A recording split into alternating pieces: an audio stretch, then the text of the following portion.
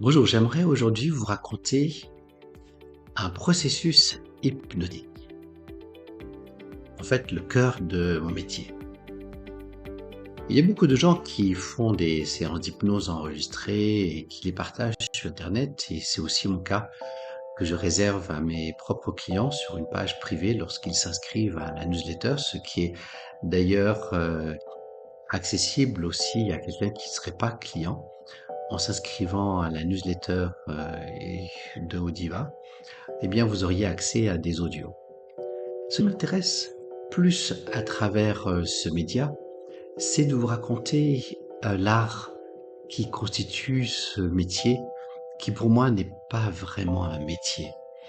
Non pas que ce soit un jeu, c'est surtout que c'est une activité professionnelle, thérapeutique, fondée sur une structure, une méthode, et au moment où il faut se lancer, après avoir compris la problématique de la personne et les problématiques sous-jacentes, comment ça fonctionne dans ma tête et comment des suggestions, des métaphores émergent, puis s'articulent à travers ma voix.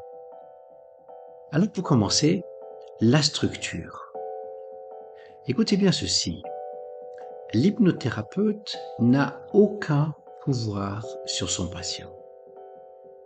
À la différence de certaines thérapies complémentaires, telles que l'énergétique ou le reiki, où il y a une connexion énergétique entre le thérapeute et son patient, l'hypnothérapeute applique une méthode stricte qui fait la clé, qui fait un des éléments clés du succès de son travail.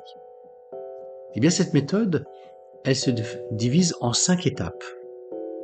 Après avoir compris la personne et le sujet qu'elle a porté, eh bien, ça travaille dans l'esprit du thérapeute pour se figurer comment est-ce que, en tant que thérapeute, je vais m'adresser à la partie qui a besoin d'être secourue. Par exemple, eh bien, la part de cette personne qui a un besoin irrésistible de fumer et qui, malgré sa volonté, qui par ailleurs peut être très forte dans d'autres domaines, pour ce sujet, elle n'y arrive pas. Alors je dois imaginer. Et c'est là que j'entre moi-même en auto-hypnose pour pouvoir trouver les mots, les phrases, les suggestions à adresser à mon patient dans une structure bien précise en 5 étapes. Et les 5 étapes sont simples. La première ressemble à ce que l'on ferait en pleine conscience, en yoga, en sophrologie, puisque ça s'appelle une induction. Et des phrases s'enchaînent pour ralentir les tensions, baisser les tensions, ralentir les ondes cérébrales dans le cerveau pour passer de l'onde bêta à l'onde alpha. Et ça passe par le corps. Relaxer les muscles, sentir son corps s'alourdir. Les paupières aussi, se coller. Voilà, ce sont des choses qui font partie de la phase numéro 1, l'induction. Puis vient la phase numéro 2, qui est l'approfondissement, où, selon la sensibilité du thérapeute, moi je compte jusqu'à 7. J'aime bien le chiffre 7, parce qu'il est connu, il y a 7 jours dans la semaine, et puis ça a une valeur, parce que le 7 est fondé sur 2 autres nombres qui sont très symboliques, le 4 et le 3. Le 4 étant dans la symbolique le nombre de ce qui est terrestre, l'homme, les 4 points cardinaux, les 4 éléments, et le 3 qui est le chiffre de l'esprit, et donc des mécanismes notamment cérébraux.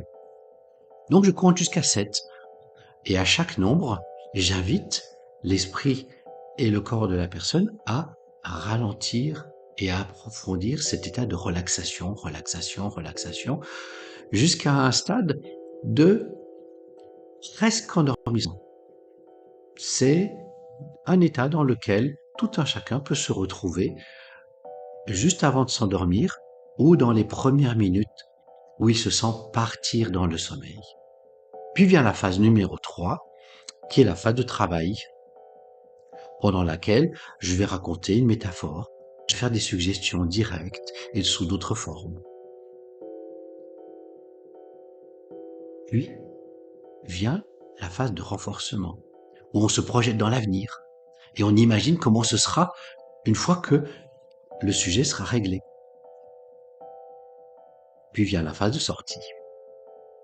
Et là, comme j'ai compté de 1 à 7 pour approfondir, vous devinez que je vais compter de 7 à 1 pour vous éveiller.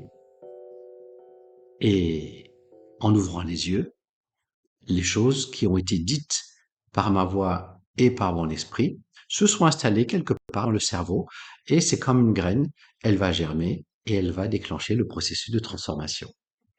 Voilà pour cette fois. À bientôt.